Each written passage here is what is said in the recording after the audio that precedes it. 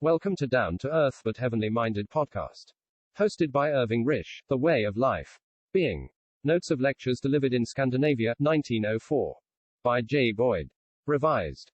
London, G. Morrish, 20, Paternoster Square. 1906. The Path of Faith. Psalm chapter 16, and Hebrews chapter 12 verses 1 to 2. This psalm sets before us the spirit in which Christ trod the path of dependence through this world. He is said to be the author and finisher of faith. He left us an example that we should follow in his steps. Like the Good Shepherd, he has gone before the sheep, and they are to follow. There was no one to go before him, no one to mark out a path for him through this waste. He depended entirely upon God for every step of the way. Not that he needed light or guidance for his path, for in whatever circumstances he was at any time found, he never was less than God manifest in the flesh. But he was pleased for the glory of God to take the form of a servant and to come into this work in the likeness of men. And having taken the place of a man, it was a very real thing with him, and involved a life of obedience and dependence upon God. In the previous psalm, the law speaks to those under it and says, "They are corrupt, they have done abominable works, there is none that does good." But in verse 5 we get God in the generation of the righteous. In the midst of the corrupt nation of Israel there were those that were of God. Then in Psalm chapter 15 we get that generation described, and of them it is said they shall abide in his tabernacle, and dwell in his holy hill, and in Psalm chapter 16 we have the blessed Lord identifying himself with them. He speaks of them as the saints that are in the earth, and the excellent. He declares his place both with regard to Jehovah and to these saints. As to Jehovah he says, "My goodness extends not to thee," and as to the saints he says, "In whom is all my delight." He had taken the form of a servant, and it was a place inferior to God.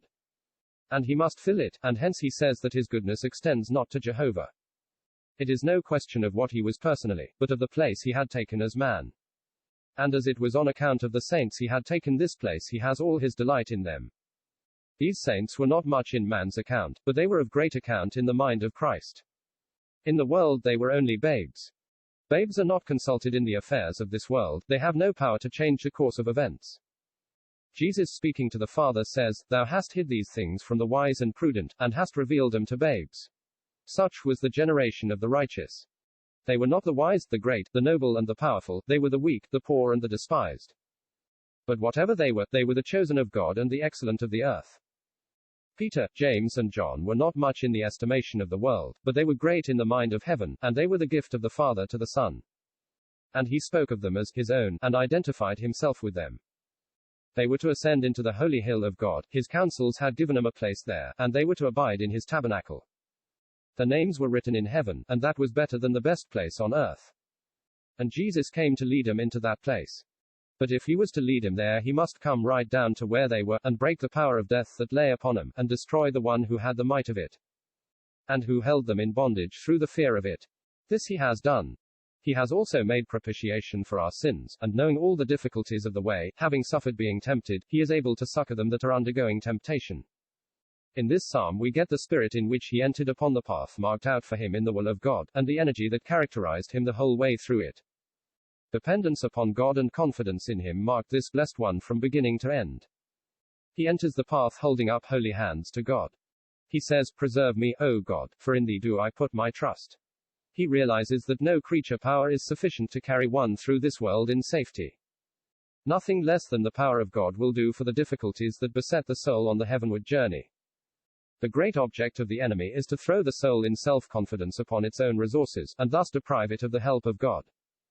It was thus the devil sought to drive the Lord from the path of absolute dependence. He said to him, "If thou be the Son of God, command that these stones be made bread." By occupying him with his personal greatness he thought to cause him to forget the place he had taken as man. But the Lord, ever perfect, meets him with, "Man shall not live by bread alone, but by every word that proceeds out of the mouth of God." And again, setting him on the pinnacle of the temple, he said to him, "Cast thyself down from hence, for it is written, He shall give his angels charge over thee, and in their hands they shall bear thee up, lest at any time thou dash thy foot against a stone." But again the enemy is met with the word from the mouth of God, by which the servant is to keep himself from the paths of the destroyer. "Thou shalt not tempt the Lord thy God." All this shows us the marvelous place of humiliation that the Creator of the worlds had taken. Upon this path the writer of the Epistle to the Hebrews sought to lead those to whom he wrote. The Spirit of God would lead us away from dependence upon anything in ourselves. There is a tendency to trust to the work of God in us, as if his work in our souls could make us self-sufficient. We often hear the question, if a soul is born again, if he is a sheep of Christ, if he has received the Spirit, can he perish? Why do people ask these questions if there is not a thought lurking somewhere in the mind that a man by virtue of the work of God in him is beyond the need of being kept by the power of God? Every man will most assuredly perish unless God keeps him. No doubt God will keep all who trust in him, but we have to trust in him. No one born again or who has received the Spirit will ever perish, but the reason of this is because God holds them by his almighty power, and it is not because of any virtue that lies in themselves. Scriptures that speak of the eternal security of the saint generally speak in an abstract manner, and not direct to any individual. When we are addressed directly, we are told to take heed, and hold fast, and continue. And these admonitions are very salutary. It is true that the sheep of Christ shall never perish, but it is also true that they hear the voice of the shepherd and follow him. The great thing for us to take heed to is the spirit in which Christ crossed this world and follow in his steps, and if we do, all will be well. And God was enough for Christ in his pathway down here. He says, "The Lord is the portion of mine inheritance and of my cup." Jesus had nothing in this world, he had no portion down here. But God was enough for him. Corn and wine make glad the hearts of men, but he could say, "Thou hast put gladness in my heart," more than in the time that their corn and their wine increased. Psalm chapter 4 verse 7. And it is so with the saint who is found in the pathway of Jesus. There were no happier men in Philippi than Paul and Silas, though cruelly beaten and bound in a dungeon. They had nothing to comfort them but the love of God, but this was more than all the rest of the city had, and it filled their lips with praises. The Lord was the portion of their cup, and therefore their cup ran over. They were realizing in that dungeon what the Lord realized when here below, the sufficiency of God. Thou maintainest my lot. Christ has prepared and keeps a place for us in heaven. Our lot is there with himself, he has prepared the place and he keeps it for us, and also us for it, and we can surely say, the lines have fallen to me in pleasant places, yea. I have a goodly heritage. Many a man is not satisfied with the portion which has fallen to him in this world, and envies his neighbor who has, in his estimation, been more fortunate. Christ had his portion in the love of God, and so have we through grace, and nothing can separate us from it. It is indeed a goodly heritage. Next, he says, I will bless the Lord who has given me counsel. He is our counselor, and infinite in wisdom, and for every step of the journey we need divine guidance. Our own wisdom would be valueless to us, and if we were dependent upon it we should quickly lose our way. But our very affection for Christ helps us in our pathway, for where our hearts are true to him we are quicker to detect what is not of him and we do not so readily turn aside. Thus our rains also instruct us in the night seasons. In the night seasons when the worldling is asleep the affections of the saint are awake, he meditates on Christ and receives instruction. I have set the Lord always before me. The goal before us is Christ in glory, and with our eye fixed on him where he is we run with patience the race set before us. There is nothing in the path to harm us. It is the path trodden by the Son of God, and from that path he has removed every hurtful thing. There is nothing to fear or to dread. We need only fear getting off the path, there we would be in great danger, but on it we are quite safe. All the grace and sympathy and strength we need is ministered to us from on high. The Son of God who is our great high priest is able to save us to the uttermost. The difficulties of the way are all known to him, and he is able to carry us through. We are more than conquerors through him that loved us. And pleasures for evermore await us in the place to which we are called. This place had attraction for the heart of Christ, and no one knew the fullness of joy that was there but himself. He has told us of it, and has brought the light of it into our hearts, and also he is there himself, and because of this we desire to reach it.